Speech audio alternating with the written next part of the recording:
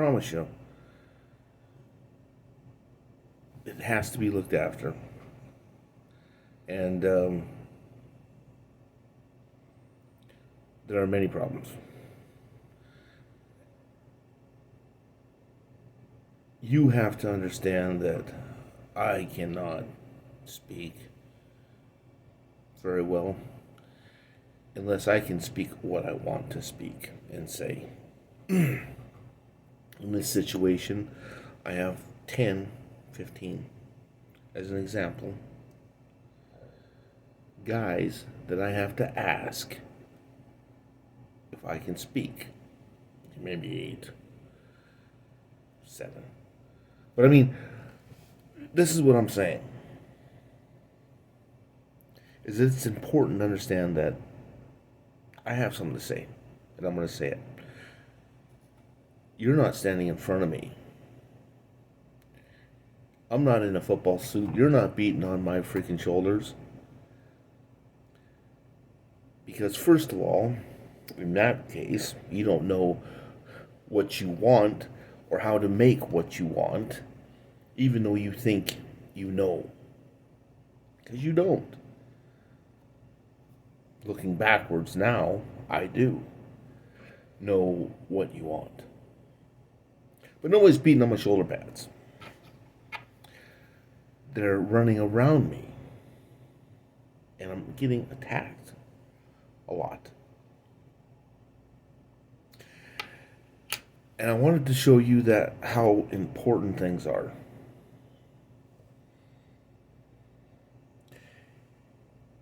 They have special things on the mobile phone today. And Dad used to carry a mobile phone. And it was a big one, it was actually a satellite phone. He's carried around in his truck. And today it's different. Today, most of the phones that you have, they have a camera on them. And the camera is actually so small that you don't even know it's there until you actually see it. Now, when you're thinking about it, you have to understand, okay, I need to explain that it's important. There's a camera. When you fake a camera, they can't fake cameras. You've seen it in 1988 when they took the video and made a mouth on it and played it on, who's that late night guy? Oh, 11. Yeah, 10:30. Anyways,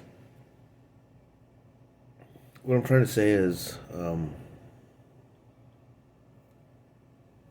finding a crime is a big deal. Drinking and driving is not a crime. Drinking and driving is legal. It can be a crime, which doesn't even make sense. Getting busted for that crime, making you into a high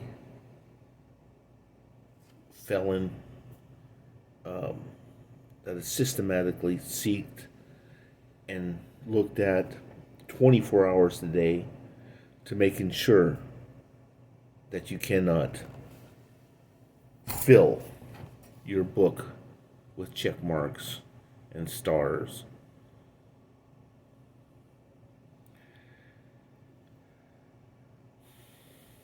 Trash on the ground is much different. Even though, in this situation, throwing stuff on the ground is legal. All the crimes that I have done has been written by some officer. I have never yelled at anybody. I have never hit anybody. And I have to think about yelling, because I'm pretty sure I didn't yell at anybody. Now, over the course of 20 years, I yelled at the camera, and I was written up by the police chief. who I will tell you I think is no good, whether or not. Don't fight with me. I do not pick who is good or bad. They pick themselves. They pick themselves what they do. And if somebody threatens me with murder, which has happened, and the police chief calls the guy up and he says, well, don't worry about it. I just, I'll let you off. I think that's what he said. I'll let you off. It makes no sense. Whether or not he's lying, or he just let the guy go after he threatened to murder me.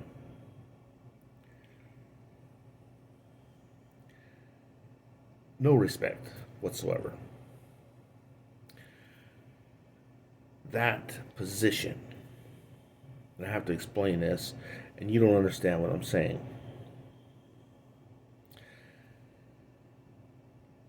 Well, let's try to go backwards a little bit. Here's what I'm saying. I got in front of the judge and I tried to tell her that I went and I kicked my mother's house door in. And the judge stopped me before I could say that. She stopped me and says, everything will be held against you in the court of law. I think she said that 3 times to me. And she stopped me 3 times.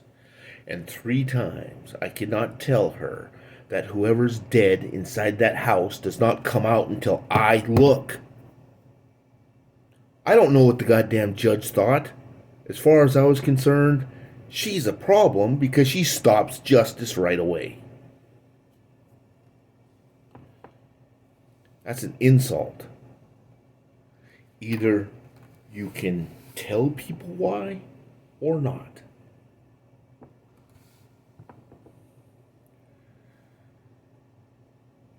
Marking everybody the same is my second complaint. In other words, always marking everybody, no drinking, no casinos, no, before they even get to their penalty. Which is probably good in some ways, but that's not legal. You can't punish the people before. Whether or not. Because what that gives the police officer the right that says he's breaking a law because he's drinking and the judge says not to while he's waiting for his trial. Whether or not where. That gives him the right, he will think, to go and pick the man up and, harass him. You can't make that legal. I mean, if it was a drinking crime, I understand that. And it's still not legal as far as I'm concerned. But just so, oh yeah, check mark. No. You do not need to punish the people before. I don't need to be giving lectures to judges. I need to tell you that I keep getting shot. They keep trying to kill me. They keep drive by and smutting stuff at me. Or threatening me, Oh, whoops.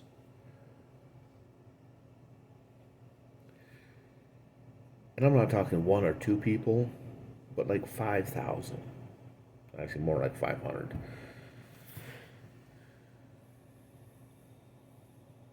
Whoever circles me and pinpoints my telephone and drives all concealed vehicles cannot feel good about themselves, who usually come with 10 to 30 vehicles at once, meaning they're doing drive-by killings. You walk outside, you see a vehicle with all black windows, front and back, murder. That's all you have to think. That is fair. It's all concealed. Now, all these things I'm trying to put together for you as an attorney, you have to understand, I have to organize them first. I have 20 years, every month an incident, every day a problem. So things are not organized until I have a chance to write it down and do a thesis. So, when it's disorganized, you know what I said. Second of all, being attacked with drugs, chemical weapons, and any other thing that's in the sheriff's pocket, his tool belt, his order book, his bank account, and anything else, including his friends, makes it a crime to carry chemical weapons, biological weapons. Is illegal.